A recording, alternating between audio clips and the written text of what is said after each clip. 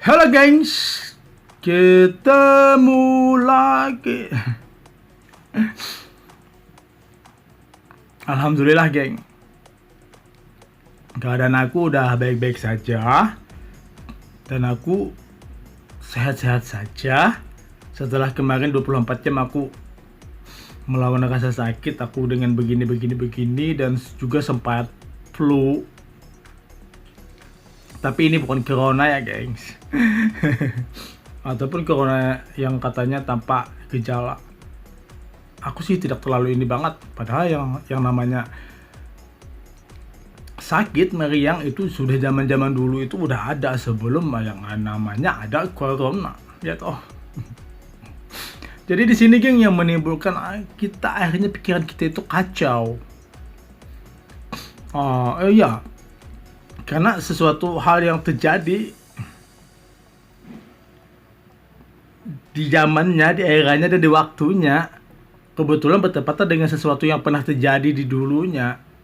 Akhirnya karena yang lagi viral sekarang, jadi akhirnya semuanya geng membuat pikiran kita itu menjadi kacau. Apakah ini corona? Apa ini corona? Nah ini kan geng, karena kita tidak bisa untuk menyikapinya, makanya itu akhirnya pikiran kita itu kacau. Makanya kita perlu untuk membenahi kepala kita, membenahi otak kita, dan bagaimana kita membuat agar kekacauan dalam pikiran kita itu bisa hilang. Bukan aku aja sih, tapi seluruh manusia di dunia ini selalu saja mempunyai pikiran yang kacau di saat-saat tertentu loh geng. Bahkan di saat dia bangun tidur pun akan terjadi kekacauan dalam pikiran dia. Karena ini berbenturan dengan beberapa hal masalah yang terjadi di era kehidupannya yang tidak dia benahi. Sudah sering banget ya terjadi hal yang aku alami ya. Aku mengalami pikiran aku tiba-tiba saja kacau padahal tidak ada masalah, tidak ada apa. Ternyata setelah kita cari inti-intinya, titiknya, ya itulah ternyata sebuah masalah juga. Jadi di sini makanya kita geng jangan pernah untuk membuat segala sesuatu hal itu untuk bertele-tele, ditele-telekan, dinanti-nantikan, malas masih ada waktunya, nanti aja, besok aja. Akhirnya mulut cuma bisa terdiam. Ya toh, karena ya itu geng, itu juga salah satu membuat kita untuk pikiran kita itu menjadi kacau banget dan mulut kita cuma hanya bisa bungkam. Karena pikiran kita jadi kacau, yaitu tadi karena memikirkan sesuatu hal yang kita sepelekan nanti saja. Contohnya sih sama aku ya, aku pernah masalah sertifikat tanah ya. Jadi aku ngurus sertifikat tanah tapi udah 1 tahun itu belum jadi. Jadi mama aku itu bingung gimana ini, siapa tahu takut ini kita itu dibikin uang apa. Jadi aku pengen ngambil sertifikatnya, ini kan belum jadi, cuma masih berbentuk apa namanya, orang yang masih di kampung gitu kita beli kan ada segel ya. Jadi geng di sini itu geng, ya itu hal yang membuat ini banget ya, membuat kita tuh ya kepikiran banget juga sih. Akhirnya karena nanti dan akhirnya nanti ya itu geng yang terjadi sama aku sih. Karena masalahnya pengen ngambil sertifikatnya nanti aja deh, pengen ngambil segelnya nanti aja deh. Akhirnya geng yang terjadi apa? Ya memang kita akan nanti aja, karena ini adalah sebuah masalah juga kan, masalah yang kita sepelekan dan akhirnya membuat pikiran kita itu menjadi kacau geng. Ini kan salah satu. Jadi jika kamu ada sesuatu hal yang mungkin harus kamu kerjakan, ya kerjakan dulu, jangan disepelekan, jangan ditele-telekan. Karena dengan berjalannya waktu kita menele-telekan apa yang pengen kita lakukan itu, akhirnya ada lagi masalah baru akhirnya tenggelam, dan akhirnya setelah ingat kacau pikiran kita. Ya itu geng, kayak segala itu aku diamkan nanti aja. Akhirnya Setiap lihat film atau lihat apa orang membicarakan masalah tanah, aku langsung connect dengan segel tanah milik mama. Jadi ini kan menjadi sesuatu hal, awal kekacauan lagi kan, pikiran ah ah belum plong juga, dan akhirnya aku dengan segenap jiwa aku berdoa sama Tuhan ya, semoga aja aku ketemu dengan orangnya gitu gini-gini. Akhirnya alhasil aku langsung berkejut, ngambil dan ketemu orangnya, langsung udah diambil segelnya, plong deh. Semuanya pun plong. Makanya itu geng, kita harus bisa mengatasi segala hal kekacauan dalam pikiran kita, karena terkadang kekacauan dalam pikiran kita itu tidak kita sadari sebenarnya, tapi kita benar-benar kacau, kita benar-benar bingung karena ada bagian-bagian hal yang semestinya kita lakukan tapi tidak kita lakukan. Ya itulah geng, yang akhirnya kekacauan itu menjadi-jadi. Setiap kali ingat ini, jadi kacau lagi gitu. Yang bagian lainnya juga geng, kadang-kadang kita sih kacau pikiran kita. Di sini ada masalah utang. Orang yang biasa ngutang ya geng, dengan orang yang tidak biasa ngutang tapi dia ngutang. Ternyata ditagih, atau kepikiran kapan aku bayar. Gitu geng. Makanya kalau kita tidak punya kemampuan untuk membayar, gak perlu kita untuk ngutang-ngutang sama teman lah, ataupun ke rentenir sekalian, ngapain juga, gak ada hasilnya tuh gitu. Gak ada hasilnya, sama sekali gak ada hasilnya. Kamu mau ngutang ke A, B, C, D, sampai ke bank, sampai ke rentenir, ini sesuatu hal yang berbahaya banget. Ya kita memang akan menikmati halnya karena kita ngutang, tapi kita pengen bikin usaha misal, ya it's okay lah kalau kita memang ada ininya kita bayar, it's okay terus. Tapi ada orang yang ngutang tidak ada tujuan, hanya demi untuk terlihat hedon. Makanya itu geng, jika kamu pengen ngutang tapi dengan ada tujuan kamu bisa membayar, it's okay lah, nggak apa-apa. Tapi jika kamu cuma ngutang hanya untuk dibilang hedon, lalu apa yang terjadi? Kamu nggak bisa untuk membayarin kan, soalnya kamu nggak bisa untuk muter-muter uang toh, kesana sini, akhirnya apa yang terjadi? Pikiran pun jadi kacau di saat orang lain harus menagih. Ya ini geng, makanya kita harus membinasakan pikiran kacau dalam diri kita dengan cara-cara begini. Jangan melakukan hal seperti ini.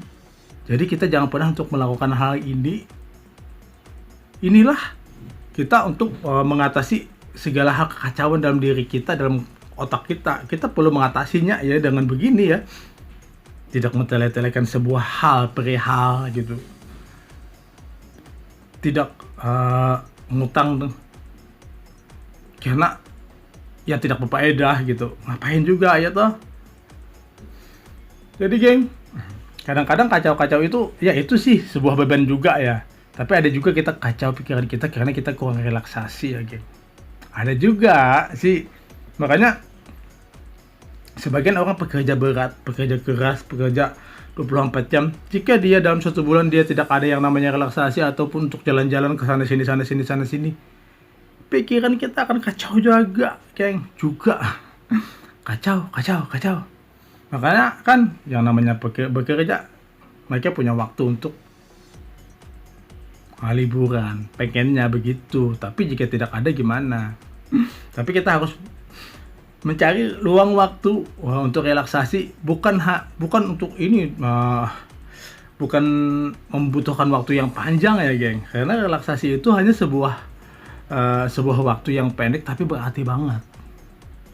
Jadi ya itulah ya, salah satunya gitu, kita tidak mentele-telekan sebuah perihal, kita tidak ada utang ya toh. Jadi kita di sini dalam relaksasi ini kan itu udah plong, itu bukan masalah lagi. Jadi kan kita berasa enak. Jadi kan dalam kita bekerja 24 jam pun tidak mungkin kan kita nggak punya waktu untuk istirahat ya geng.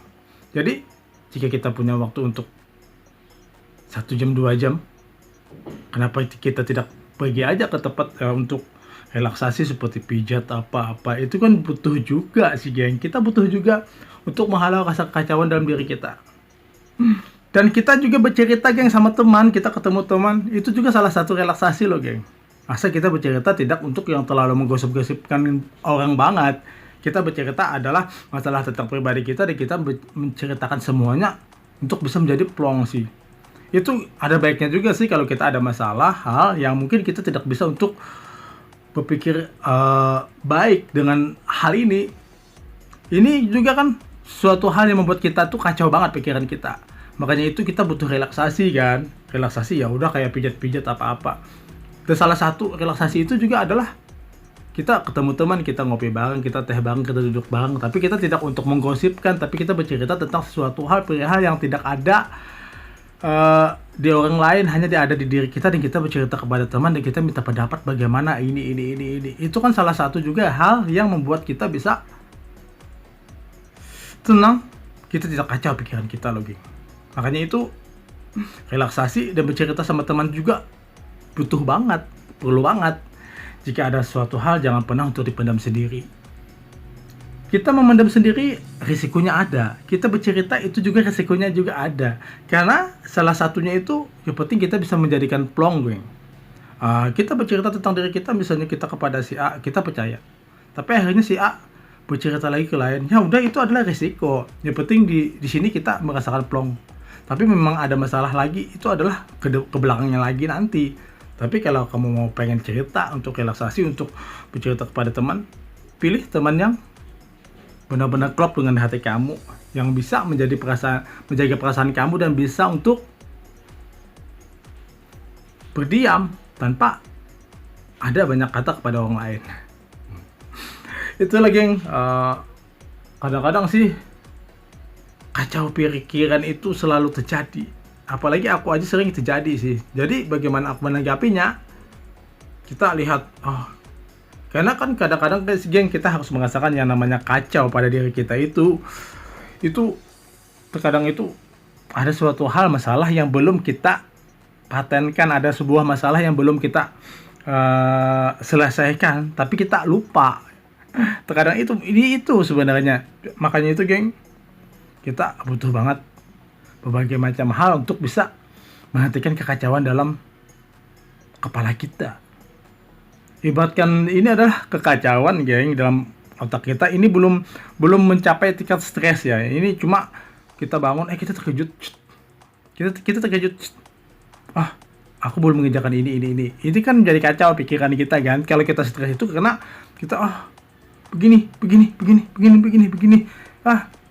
Dan akhirnya ya itulah dia menjadi terbebani. Makanya akhirnya kita menjadi stres. Makanya suatu hal itu jangan dijadikan untuk sebuah beban dalam diri kita. Kita anggap ya kita harus mampu, kita harus optimis untuk bisa membuat segala hal. Makanya geng, kadang-kadang pikiran kita gitu kacau juga di saat kita tidak optimis.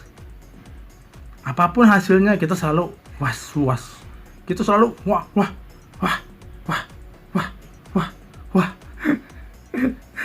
Selalu aja kan ada begitu. Jadi ya wah. Kadang-kadang kan ya karena kita kacau juga sih pikiran, karena kita tidak optimis, kita tidak berpikiran baik. Makanya itu kan kita selalu diajarkan untuk berprasangka baik kan kepada orang lain. Sesuatu hal pun dalam diri kita harus optimis bahwa kita mampu. Jangan kita mengatakan bahwa kita tidak mampu. Jika kita selalu mengatakan untuk tidak mampu, geng, ini bukti bahwa kita itu lemah. Kita itu nggak mampu. Yaitu karena masih tidak mampu tadi kan, kurang optimis.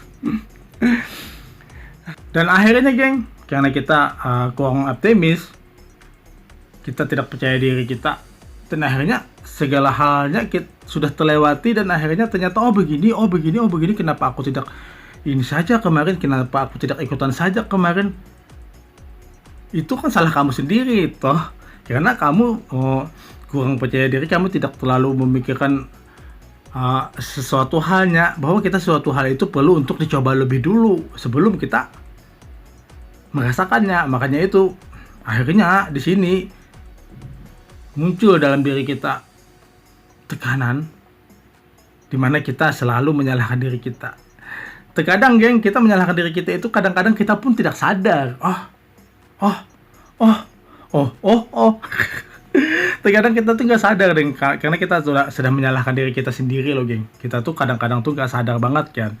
Makanya akhirnya dalam tidur pun kita, ternyata begini, kenapa aku tidak melakukan,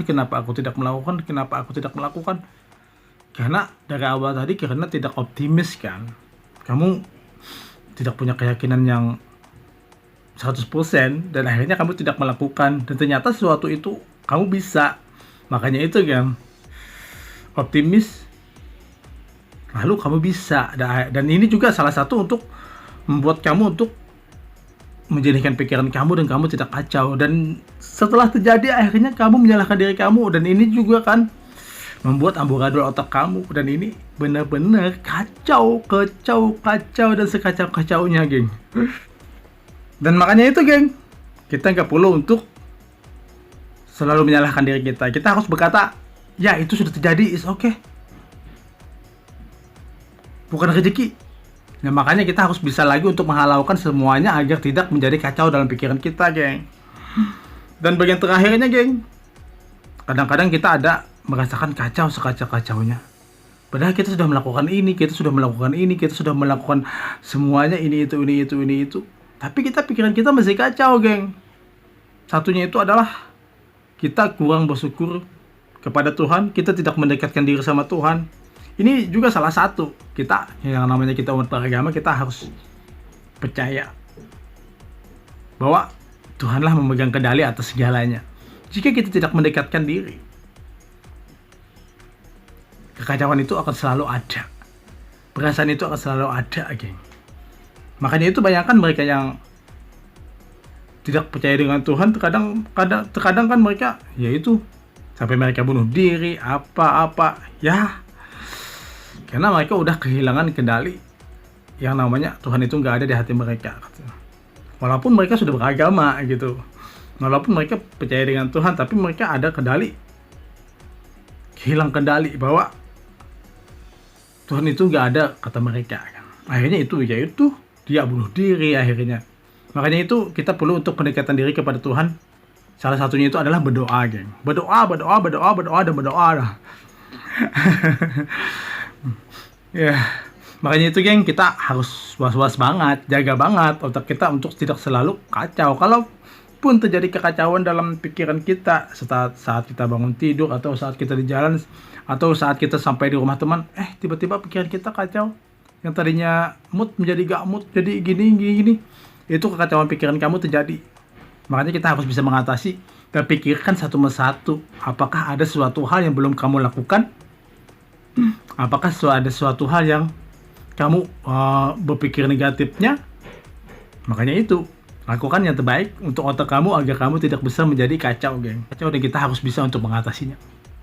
Thank you ya udah nonton. Thank you, dadah.